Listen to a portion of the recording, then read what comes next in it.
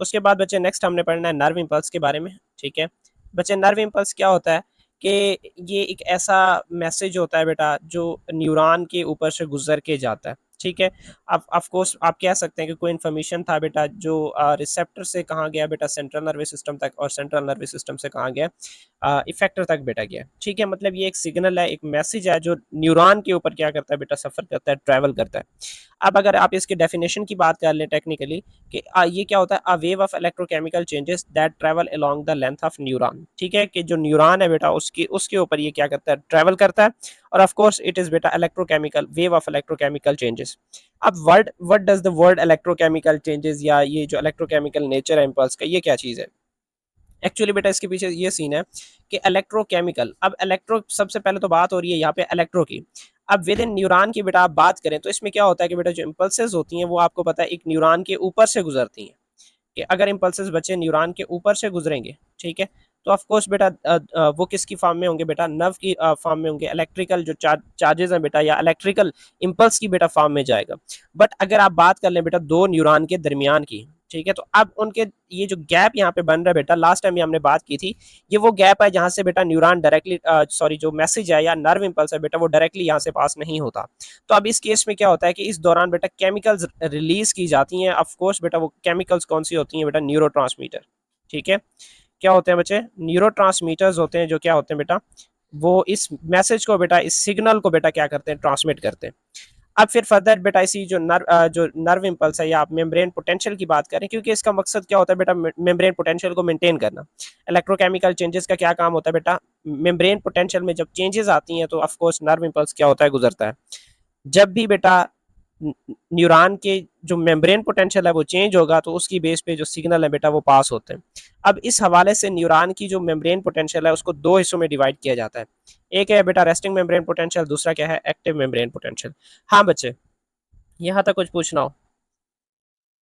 ये जो electrochemical nature of impulse है, ये मुझे एक दफा फिर से रिपीट कर देना देखिए बच्चे, चाहेंगे? इलेक्ट्रोकेमिकल नेचर ऑफ इम्पल्स का मतलब ये है कि इसमें इलेक्ट्रिकल चेंजेस भी होती हैं और केमिकल चेंजेस भी होती हैं। अब इलेक्ट्रिकल चेंजेस कब होंगे, जब एक न्यूरॉन से क्या होगा, बेटा जो नर्व इम्पल्स है, जो इलेक्ट्रिकल इम्पल्स है वो गुजरेगा। फॉर एग्जांपल बच्चे ये न्यूरॉन है, अब यहाँ से क्या होगा, मैसेज गुजरेगा।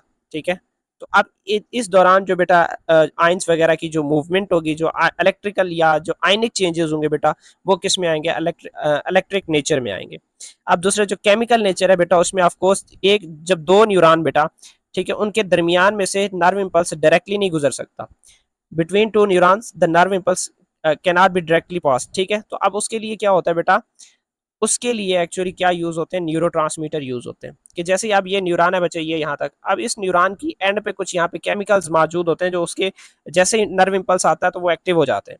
अब फिर फर्दर क्या होते हैं, वो केमिकल्स बेटा इधर आके वो ऐसा समझ ले स्टेमुलाई का काम करते हैं, और जैसे ही यहाँ पे इनके जो रिसेप्टर्स हैं इसको डिटेक्ट करते हैं, डिटेक्ट करने के बाद फौरन जो है ना फिर वही मैसेज जनरेट हो जाता है। इसको बच्चे हम वैसे आगे पढ़ेंगे। ठीक है, तो ये होता है electrochemical nature of impulse. Resting membrane potential क्या चीज़ है, रेस्टिंग मेम्ब्रेन पोटेंशियल। ठीक है, अब यहाँ पे बात हो रही है कि जो मेम्ब्रेन का पोटेंशियल है वो रेस्ट की हालत में है। ठीक है, मतलब उसमें बेटा कोई चेंज नहीं होगी। फॉर एग्जांपल बेटा अब ये क्या है, आप कह लें जो न्यूरॉन है उसकी मेम्ब्रेन कह लें। अब बेटा नॉर्मल कंडीशन में क्या होता है कि जो इनर साइड है बेटा वो मोर नेगेटिव होता है, और जो आउटर साइड है वो क्या होता है, मोर पॉजिटिव होता है। अब जब भी बेटा ये कंडीशन होगी और इस दौरान बेटा कोई चेंजेस नहीं होंगी, ठीक है, तो इस पोटेंशियल को नाम दिया जाता है resting potential. What is resting potential, कि बेटा जब इस मेम्ब्रेन से कोई नर्व इम्पल्स, कोई मैसेज ना गुजर रहा हो, और यहाँ की जो आयन की चेंजेस हैं बेटा वो आयन आयन आयन में भी चेंजेस ना आ रही हो, तो इस कंडीशन को नाम दिया जाता है रेस्टिंग मेम्ब्रेन पोटेंशियल। ये डेफिनेशन ओके है यस सर। कि जब मेम्ब्रेन रेस्ट की हालत में हो, वहां से कोई भी इलेक्ट्रिकल इम्पल्स ना गुजर रहा हो, तब इस कंडीशन को नाम दिया जाता है बेटा रेस्टिंग मेम्ब्रेन पोटेंशियल।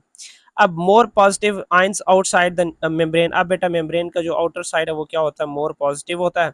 ठीक है, और उसके बाद फर्दर आप बात कर लें जो इनर साइड है वो क्या होता है, मोर नेगेटिव होता है। ठीक है, ओके। अब न्यूरॉन इज पोलराइज्ड स्टेट, अब पोलराइज्ड स्टेट का मतलब होता है कि एक साइड पे क्या है उसके पॉजिटिव चार्ज है और दूसरी साइड पे क्या है उसके नेगेटिव चार्ज है। अब इस कंडीशन को किसका नाम दिया जाएगा? पोलराइज्ड स्टेट, कि उसके एक साइड पे मोर पॉजिटिविटी है और दूसरे साइड पे क्या है मोर नेगेटिविटी है। अब इसका जो बेटा ऐसा समझ लें, इसकी जो वैल्यू है रेस्टिंग मेम्ब्रेन पोटेंशियल की वो -7 मिली वोल्ट है। अब ये एक्चुअली जब आप वोल्ट मीटर यूज करते हैं बच्चे, तब जो ना इसको मैयर किया जाता है। अब वोल्ट मीटर में भी क्या होता है बेटा, एक वोल्ट मीटर यानी उसको जो ना ये इस मेम्ब्रेन के इनर साइड पे डाला जाता है और दूसरा जो ना आप कह रहे हैं इलेक्ट्रोड बेटा ये ऊपर रखा जाता है। अब यहाँ से फिर जो ना यहाँ पे वोल्ट मीटर लगा होता है बेटा। अब इस वोल्ट मीटर के जरिए क्या किया जाता है? मैयर किया जाता है। वोल्ट मीटर के बेटा दो इलेक्ट्रोड यूज होते हैं। एक ऐसा जो उस मेम्ब्रेन के अंदर की जो मतलब जो चेंजेस हैं बेटा उनको डिटेक्ट करता है कि वहां पे पोटेंशियल कितना है। अब एक वोल्ट मीटर का जो इलेक्ट्रोड है बेटा वो बाहर मेम्ब्रेन के बाहर वाली साइड पे होगा, जो बाहर वाले साइड पे क्या करता है? चेंजेस डिटेक्ट करता है। अब फिर फर्दर जो ना जब ये क्या करता है कि ये ऐसे समझ लें बेटा रीडिंग देता है। अब उस रीडिंग में क्या शो कर रहा है कि जो इनर साइड है वो ऐसे समझ लें वहां पे जो पोटेंशियल है बेटा वो क्या है? -70 मिली वोल्ट है। अब यहाँ पे जो -7 यानी जो माइनस बेटा साइन है वो क्या शो कर रहा है कि इनसाइड इज मतलब नेगेटिव रिलेटिव टू आउटसाइड, कि जो सेल मेम्ब्रेन का बेटा ये जो इनर पोर्शन है ये क्या है? मोर नेगेटिव है as respect to the outer side. अब इसकी डेफिनेशन है कि occurs when neuron membrane is not stimulated, या नर्व इम्पल्स वहां से कंडक्ट नहीं हो रहे होते। Maintained by unequal ion distribution across the membrane. अब इसको ऐसे कैसे मेंटेन किया जाता है? एक्चुअली आयन की डिस्ट्रीब्यूशन से, ठीक है, अनइक्वल डिस्ट्रीब्यूशन से, मतलब एक साइड पे पॉजिटिव है दूसरे साइड पे नेगेटिव है, तो इस तरीके से बच्चे इसको मेंटेन किया जाता है। अब इसमें कौन कौन से ऐसे आइंस इन्वॉल्व हैं जो इस मेम्ब्रेन की रेस्टिंग यानी मेम्ब्रेन पोटेंशियल में इन्वॉल्व होते हैं? एक कुछ बेटा सोडियम आइंस हैं, पोटाशियम आइंस हैं, और क्या है बेटा? नेगेटिव ऑर्गेनिक आइंस बेटा इसमें क्या होते हैं? इन्वॉल्व होते हैं। ये स्लाइड क्लियर है बच्चे? Yes sir. ये अभी तक किसी और ने ज्वाइन नहीं किया? सर किया हुआ है। किसने ज्वाइन किया हुआ? उम्मे हबीबा।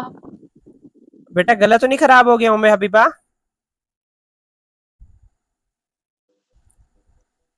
हाँ बच्चे, गला तो नहीं नो खराब हो सर। गया? गला तो खराब नहीं हो गया बच्चे? No sir. फिर आवाज क्यों नहीं आ रही आपकी आज?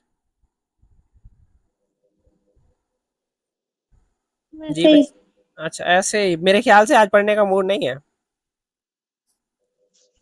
नहीं, ऐसी बात नहीं। एक्सक्यूज मी सर, जी बच्चे।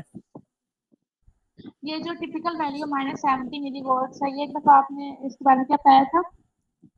क्या हुआ बच्चे? एक दफा फिर से बोले, आपकी आवाज कम आ रही है। ये जो टिपिकल वैल्यू वैल्यू है, -70 मिली वोल्ट, ये इसके बारे में आपने क्या बताया था? मैंने कहा बेटा ये एक्चुअली जो वैल्यू है इसको हम वोल्ट मीटर के जरिए मैयर करते हैं। ठीक है, वोल्ट मीटर के जरिए मैयर करते हैं। अब उस वोल्ट मीटर के दो इलेक्ट्रोड होते हैं, एक इलेक्ट्रोड को बेटा हम सेल मेम्ब्रेन के इनर साइड पे मतलब उस इंजेक्ट करते हैं। ठीक है, और दूसरा जो ना बेटा वो आउटर साइड पे होता है। अब जिससे ये जब ये वैल्यू मतलब जो -70 मिली वोल्ट जब ये वैल्यू आएगी तो इसका मतलब ये होगा कि जो इनर साइड है वो मोर नेगेटिव है as respect to outer side बेटा। एक अच्छा बेटा, उसके बाद further factors establishing the resting membrane potential. ठीक है, या जो रेस्टिंग पोटेंशियल है वो कौन से ऐसे फैक्टर्स हैं जो इस चीज़ को मेंटेन कर रहे होते हैं? इनिशियली क्या है बेटा? Distribution and active movement of sodium and potassium ions बेटा। अब एक्चुअली अब यहाँ पे बात कर लें कि जो पोटाशियम की कंसंट्रेशन है वो 30 टाइम्स हायर है इनसाइड देन द आउटसाइड बेटा। मतलब ये कि बेटा जो ये इनसाइड ऑफ द सेल है यहाँ पे पोटाशियम आयंस ज़्यादा होते हैं, और आउटर साइड पे बेटा क्या होते हैं कि जो पोटाशियम से जो 10 टाइम्स क्या होते हैं? हायर होती हैं देन द इनसाइड। ठीक है, क्या बात की जा रही है कि जो पोटाशियम है वो 30 टाइम्स इनर साइड पे ज़्यादा है as respect to the outer side, और सोडियम की जो कंसंट्रेशन है बेटा सोडियम आयंस की वो 10 टाइम्स क्या है? ज़्यादा है आउटसाइडर बानिस्बत किसके? इनसाइड। अच्छा, अब इसकी इस मूवमेंट को या इनकी इस कंसंट्रेशन को मेंटेन कैसे किया जाता है? इनिशियली तो बच्चे किसकी बात हो रही है कि सोडियम पोटाशियम पंप बेटा जो कि एटीपी यूज करके इसको रेगुलेट करता है। अच्छा, यहाँ पे पहले बात सोडियम पोटाशियम पंप की नहीं है बच्चे, पहले बात होती है यहाँ पे इस लीकेज ऑफ पोटाशियम आयंस की, क्योंकि सोडियम पोटाशियम पंप तो बच्चे इस वजह से वर्क करता है कि जो ये जो डिफ्यूजिंग चैनल्स हैं, ये जो लीकेज चैनल्स हैं, जैसे कि ये यहाँ पे आपको मेंशन हो रहा है बेटा, ये आप सोडियम चैनल की बात कर लें और इसी तरीके से ये पोटाशियम चैनल की बात कर लें। अब ये उस कंसंट्रेशन को देखते हैं कि फॉर एग्जांपल सोडियम की कंसंट्रेशन बाहर वाली साइड पे ज्यादा है, तो वो ऑफ कोर्स कहाँ मूव करेगा, इनसाइड पे मूव करेगा। अब इसी तरीके से मतलब सॉरी आउटसाइड पे मूव करेगा। अब इसी तरीके से पोटाशियम की कंसंट्रेशन बेटा बाहर जो है ना मतलब इसको मेंटेन किया जाता है कि अगर फॉर एग्जांपल पोटाशियम की क्वांटिटी बाहर कम है, तो बेटा वो डिफ्यूजिंग जो चैनल होते हैं या जो लीकी चैनल्स हैं वहां से तो नहीं आएगा ना, वो तो ऑफ कोर्स बाहर ही जाएगा। ठीक है, तो अब चूंकि इनकी जो क्वांटिटी है बेटा दोनों साइड पे बराबर नहीं है, तो डिफ्यूजन प्रॉपरली नहीं होती। मैंने बात की है कि जो लीकेज चैनल्स हैं फॉर पोटाशियम एंड बच्चों सोडियम, ये उस वक्त वर्क करते हैं जब किसी चीज की एक साइड पे कंसंट्रेशन ज्यादा हो। अब फॉर एग्जांपल आउटसाइड पे सोडियम की कंसंट्रेशन ज्यादा है, तो अब वो डिफ्यूजन के जरिए सोडियम को कहाँ भेजेगा, अंदर। अब दूसरी तरफ अगर आप बात कर लें बेटा यहाँ पे कि पोटाशियम की जो कंसंट्रेशन है वो इनर साइड पे ज्यादा है, तो वो डिफ्यूजन प्रोसेस के जरिए क्या होगा कि पोटाशियम आयंस को बाहर भेजेगा। बट ये कंडीशन कभी कभी ऐसा होता है जब ये मॉलिक्यूल्स मूव करती हैं डिफ्यूजन के जरिए from higher concentration to lower concentration, तो उस दौरान बच्चे क्या होता है कि ये प्रोसेस बहुत स्लो होता है। अब इस स्लो प्रोसेस से तो बेटा काम चलने वाला ही नहीं है। इस वजह से बच्चों क्या यूज होते हैं, सोडियम पोटाशियम पंप यूज होता है बेटा। ठीक है, अब उस सोडियम पोटाशियम पंप के तहत क्या होता है कि जो 3 सोडियम आयन है बेटा उनको बाहर भेजा जाता है, और 2 पोटाशियम आयन्स को क्या किया जाता है बेटा, सेल के अंदर लेके आते हैं। ठीक है, अब यहाँ पे देखें बच्चों कि ये जो सोडियम आयन्स है, ठीक है, ये 3 सोडियम आयन्स को क्या किया जाएगा, यहाँ से सेल के बाहर भेजा जाएगा। ठीक है, 3 सोडियम आयन्स को सेल के बाहर भेजा जाएगा, और उसके बाद बेटा जो 2 पोटाशियम आयन्स है बेटा वो क्या होंगे, सेल के अंदर आएंगे। ठीक है, अच्छा अब इनकी ये जो तादाद है ये बेटा बराबर क्यों नहीं है। एक्चुअली इसका मकसद ये होता है कि जब 3 सोडियम सेल के बाहर जा रहे होते हैं, 2 पोटाशियम सेल के अंदर आ रहे होते हैं, तो समझ लें बेटा एक आयन की कमी होगी। अब एक आयन यहाँ से ज्यादा निकल गया, जब एक सोडियम आयन यहाँ से ज्यादा जाएगा तो जो इनर साइड है बेटा वो क्या हो जाएगा, फिर उसके बदले मोर नेगेटिव हो जाएगा। क्यों, क्योंकि उसमें पॉजिटिव आयन यहाँ से एक निकल गया। तो इसका पर्पज ये होता है बेटा 3 सोडियम आयन बाहर साइड पे जाते हैं और 2 सोडियम आयन पोटाशियम आयन क्या आते हैं, सेल के अंदर आते हैं। इसी वजह से जो बेटा इनसाइड है वो क्या हो जाता है, मोर नेगेटिव हो जाता है। क्यों, क्योंकि एक आयन की कमी हो गई है। ठीक है, अच्छा अब फिर फर्दर उसके बाद बेटा सेकंड क्या चीज है कि negative organic ions inside the neuron of cytoplasm बेटा अमीनो एसिड्स प्रोटीन्स या आरएनए वगैरह मौजूद होती हैं जो कि नेगेटिवली चार्ज्ड होते हैं।